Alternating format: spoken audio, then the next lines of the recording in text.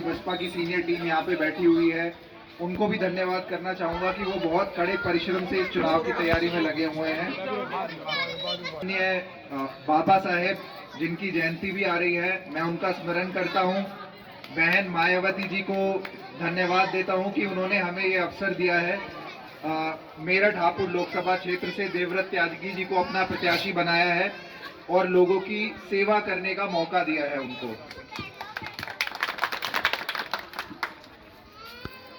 इसके बाद मैं आप सबसे ये बोलना चाहूंगा कि इस बार चुनाव में हमें सर्व समाज से हमें समर्थन मिल रहा है। पूरा दलित समाज हमारे साथ है, हमारे मुस्लिम भाई लोग हमारे साथ हैं, पूरा त्यागी ब्राह्मण समाज हमारे साथ खड़ा हुआ है। इसके साथ साथ सैनी समाज, ठाकुर समाज, पंजाबी समाज, समस्त समाजों से हमें पूर्ण समर्थन मिल रहा है। और अभी चुनाव उस दौर में पहुंच चुका है कि जहां पर चुनावी गतिविधि बहुत ज्यादा बढ़ चुकी है और जो रिस्पांस हमें इस क्षेत्र की जनता से मिल रहा है, हम पूर्ण रूप से कॉन्फिडेंट हैं कि इस बार चुनाव में जीत हमारी ही होगी। आप लोगों से हमारा ये अनुरोध रहेगा कि जो समर्थन आप हमें देते आए हैं वो समर्थन हमें देते रहें और इस चुनाव में हमें विजयी बनाकर आपकी सेवा करने का मौका दें। बहुजन समाज पार्टी जिंदाबाद, बहुजन समाज पार्टी जिंदाबाद। अभी मेरे साथ सभी एक छोटा सा भीमराव अंबेडकर जी को हम उनको स्मरण करेंगे, उनको आदर करेंगे। सभी भाई लोग मेरे साथ बोलेंगे जय भीम, जय भीम, जय भीम, जय भीम, जय भीम, जय भीम, जय भीम। धन्यवाद। आने वाले समय में जो हमारे बीच देवव्रत त्यागी जी को बहन जी ने प्रत्याशी बनाया है, बड़ी सूझबूझ के साथ बनाया है और ये सीट मेरठ हापुड़ लोकसभा सीट हमेशा बसपा का गढ़ रही है, बसपा की स्थली रही है और बसपा के प्रत्याशी यहाँ से जीतते आए हैं। पिछली बार भी चंद वोटों से चालाकी से इन लोगों ने सीट हमसे छीन ली थी, जबरन छीन ली थी। अब कहीं ना कहीं आप लोगों का साथ, आप लोगों का प्यार हमेशा साथ रहेगा। सभी समाज, सभी साथी जुड़े हुए हैं और सम्मानित साथियों में तो इतना ही कहूंगा, जो अन्य पार्टियों के प्रत्याशी आए हैं कहीं ना कहीं आप बखूबी जानते हैं उनमें और देवव्रत त्यागी जी में कितना अंतर है। वो कहीं ना कहीं भारी है, उन्हें यहाँ के वातावरण पसंद भी नहीं है और सम्मानित साथियों जो और पार्टी के नेता हैं वो किसी लायक है नहीं, बल गलाने का काम कर रहे हैं। ये बीएसपी की सीट है, आप लोगों के प्यार आशीर्वाद से कहीं ना कहीं बहन जी ने अपने बीच में अपने बिल्कुल विश्वास पात्र सब लोगों की मदद करने वाले देवव्रत त्यागी जी को भेजा है। और आंकड़ा भी बता रहा हूं मैं आपसे, कहीं ना कहीं 1.5-2.5 लाख वोट तो त्यागी समाज की है, एससी समाज की है, मुस्लिम समाज की है, अदर वाल्मीकि समाज भी आपके साथ है हम लोगों के। ये भी बड़े सौभाग्य की बात है। पाल समाज, सैनी समाज, और जब जब अवसर मिला, जब जब बीएसपी की सरकार बनी, कहीं ना कहीं पाल समाज को बढ़ावा दिया तो अजित पाल को मंत्री बनाया, सैनी समाज को सम्मान दिया, धर्म सिंह सैनी को मंत्री बनाया, प्रजापति सम्मान दिया, लोकेश को एमएलसी बनाया। सम्मानित साथियों, पूर्व पार्टियां जो है जो चल रही है ये धन्ना सेठों की पार्टी है, ये हमें कुछ देने वाली है नहीं।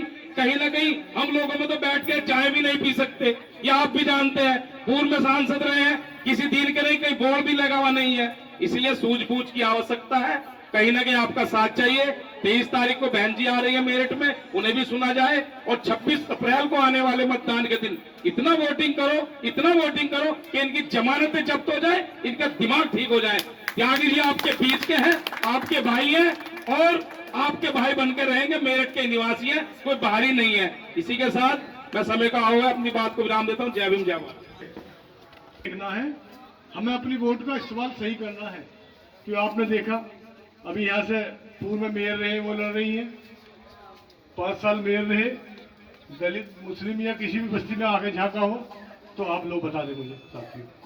और रहे भाजपा के प्रत्याशी घूम रहे हैं, बॉम्बे से आ गए, छोड़ दिए हैं। क्या हम लोग कोई काम पड़ेगा तो बॉम्बे चले जाएंगे? क्या हम लोग नहीं जा सकते?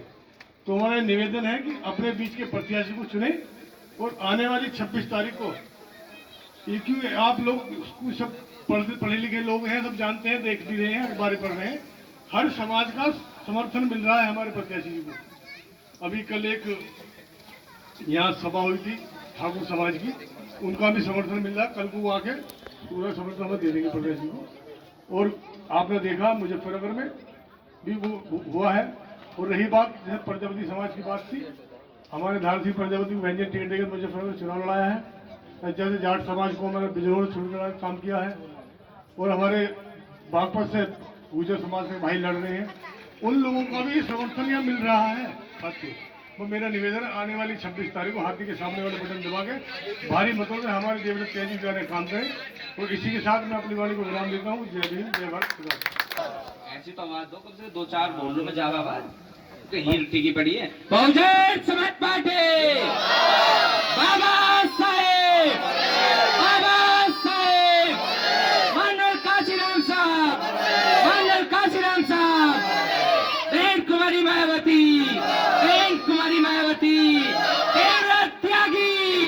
देवव्रत त्यागी मान्य भीमराव अंबेडकर जी व बहुजन समाज पार्टी के संस्थापक मान्यवर काशीराम जी के चरणों में नमन करते हुए और सभी धर्मों में सबके धर्म गुरुओं को नमन करते हुए भगवान वाल्मीकि जी के चरणों में शीश निभाते हुए सम्मानित मंच और मेरे साथियों, युवाओं, माताओं, बहनों, मैं सभी का धन्यवाद करता हूं कि आप लोग हमारी बात सुनने के लिए अपना कीमती समय देकर यहां बैठे। एक चीज हम सभी जानते हैं कि कोई सरकार हो, उसका दायित्व ये होता है कि जनता के प्रति काम करे और वो व्यवस्थाएं ठीक करें। व्यवस्थाओं में समस्त तरह के विकास आते हैं, आपके सड़कें भी आती है, रास्ते भी आते हैं, बाकी सब कुछ है, आपके ट्रांसपोर्टेशन भी है, बस भी है, ट्रेन भी है, सब चीज। अब मैं एक चीज आपको सिर्फ ये बताना चाहूंगा, आप गौर से सुनना, कि हमें भाजपा को क्यों वोट नहीं देना चाहिए और समाजवादी को क्यों नहीं देना चाहिए और बहुजन समाज पार्टी को क्यों वोट देना चाहिए। आपका कीमती समय मैं लूंगा, लेकिन आप बहुत देखिए, जो हम देख रहे हैं, सबसे दुखद विषय, बड़ा दिल दुख होता है, इनको बहुत परेशानी होती है कि आजादी के इतने लंबे अरसे बाद भी आज तक वाल्मीकि समाज नहीं उभर पाया। जितने भी समाज है, सबसे ज्यादा यदि खराब स्थिति है तो वाल्मीकि समाज की। ये बहुत दुखद स्थिति है। ये ना केवल मतलब सरकारों की जिम्मेदारी बनती है, उनको सोचना चाहिए कि धीरे धीरे शिक्षा में लाएं, दूसरी सुविधाएं दें, रोजगार दें। खाली 5 किलो राशन से काम नहीं चलना हमारा। घर के तमाम खर्चे, बच्चों के कपड़े बनने हैं, ब्याह शादी होने हैं, दूसरे तमाम है, पढ़ना भी है, साइकिल भी लेनी है पढ़ने के लिए। ये सारी सुविधाएं तभी मिल सकती है जब रोजगार हो। यदि रोजगार मिलेगा तो 5 किलो अनाज तो ले लेंगे कोई। तो आज भी गरीबी की रेखा के नीचे जो हमारे समाज हैं, हमें आवश्यकता है इनको ऊपर उठाने की। यदि समाज में एक समानता लानी है तो शिक्षा के अवसर दिए जाए। आज जितने प्राइमरी स्कूल हैं, इनमें बच्चे पढ़ रहे हैं मजबूरी में, क्योंकि बड़े स्कूलों में नहीं पढ़ा सकते, फीस नहीं दे सकते। तो हमारा कहना है कि सब एक समान शिक्षा हो, चाहे किसी लाला जी का स्कूल हो बहुत बड़ा, और चाहे हमारा गांव का प्राइमरी स्कूल हो, मोहल्ले का प्राइमरी स्कूल हो। शिक्षा जब एक सी होगी, पढ़ाई लिखाई एक सी होगी, तो फिर शिक्षा में हमारे बच्चे ऊपर उठेंगे। लेकिन ऐसी व्यवस्था आज तक किसी पार्टी ने नहीं की, ना कांग्रेस ने की। 70 साल ले गए और 15 साल इन्होंने भी सरकार चला ली, भाजपा वालों ने। किसी मोहल्ले के स्कूल का सुधार हुआ है क्या? प्राइमरी स्कूल का शायद नहीं हुआ किसी। केवल अपने 2 मास्टर आ गए, 3 मास्टर आ गए, और वो भी पढ़ाते नहीं बच्चों को। जब बच्चे नहीं पढ़ेंगे तो आगे कैसे बढ़ेगा? जब हर समाज आगे बढ़ेगा तो देश अपने आप मजबूत होगा। ये खाली लोगों को बहकाते हैं कि राष्ट्रवाद के, हम बड़े राष्ट्रवादी हैं। ये बिल्कुल राष्ट्रवादी नहीं है। यदि ये राष्ट्रवादी होते तो इस गरीब समाज को सबसे पहले ऊपर उठाना था, लेकिन किसी ने नहीं ध्यान दिया। हमारी कोशिश रहेगी संसद में हम इसकी आवाज उठाएंगे कि सबसे पहले काम करना है तो पहले जो गरीबी की रेखा के नीचे का समाज है, खासतौर से वाल्मीकि समाज, हमारा खटीक समाज और भी दलित वर्ग हमारा जितना भी है, सबसे पहले इन्हें हर क्षेत्र में उठाया जाए, रोजगार दिए जाए। ये निश्चित रूप से आवाज उठाई जाएगी। ये बहुत बड़ी सामाजिक विषमता है जो हम लोगों के लिए शर्म की बात है। एक छोटा सा उदाहरण बताऊं आपको। गुजरात से बंबई के लिए एक ट्रेन बन रही है, कई लाख करोड़ खर्च करके। बुलेट ट्रेन नाम सुना होगा अखबारों में कि मोदी जी बुलेट ट्रेन चलवा रहे हैं साहब। सोचने की बात यह है कि यहाँ की ट्रेन जो है पूरे हिंदुस्तान की, आम आदमी भूस की तरह उसमें भर दिए हैं, सांस लेने को जगह नहीं मिलती। यानी कि वो व्यवस्था तो ठीक है नहीं, और 1 लाख करोड़ 2 लाख करोड़ लगा के बुलेट ट्रेन बना रहे हैं। भैया क्या जरूरत है, पहले उस पैसे को इन्हीं ट्रेन में लगा लो। अरे ये व्यवस्था तो ठीक करो पहले। वो किसके लिए हो रही है? वो हो रही है अंबानी अडानी के, उसमें नौकर चाकर जाया करेंगे गुजरात से बंबई, बंबई से गुजरात, अपना काम निपटा के फिर वापस आ जाया करेंगे। पैसा किसका लग रहा है? हमारी आपकी जेब का।